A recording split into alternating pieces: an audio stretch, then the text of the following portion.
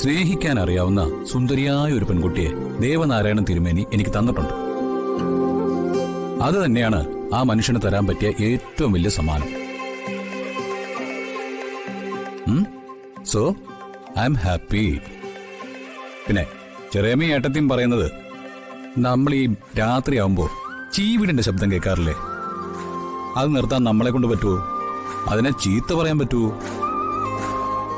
ഈ ചീവീടുകളോട് പോയിട്ട് ആർക്കെങ്കിലും റിക്വസ്റ്റ് ചെയ്യാൻ പറ്റൂ? അപ്പോ സഹിക്കുക തന്നെ. ഓ ഹോ, ഒന്ന് ചിരിച്ചല്ലോ. അതെ, പിന്നൊരു കാര്യം, ഇത്തരം കണക്കുകളുടെ പേരുള്ള ഈ കരച്ചിലും പിഴിച്ചിലും ഉണ്ടല്ലോ, അതെ നമ്മുടെ ജീവിതത്തിൽ വേണ്ട.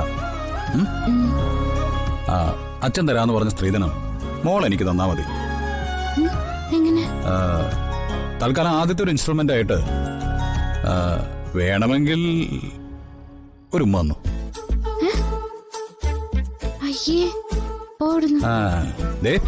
തൽക്കാലം ഒരു ഉമ്മ തരുവാണെങ്കിൽ ഞാൻ വേണമെങ്കിൽ കോംപ്രമൈസ് ചെയ്യാം. തരുന്നുണ്ടോ ഇല്ലയോ? എന്നെ കൊണ്ട് പറ്റില്ല. വയ്യാന്ന് പറഞ്ഞാൽ എങ്ങനെയാ? കിട്ടേണ്ടത് കിട്ടേണ്ട സമയത്ത് തന്നെ കിട്ടണം.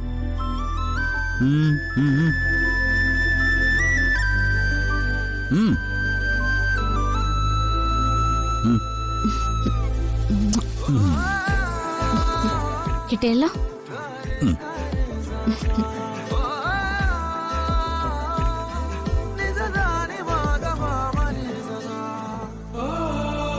എന്റെ കുടുംബത്തിന്റെയും കുറവുകളും മനസ്സിലാക്കി എന്നെ സ്നേഹിക്കുന്ന ഒരാളെ തിരിച്ച് സ്നേഹിക്കാനുള്ള എല്ലാ മാർഗവും ഞാൻ നോക്കും.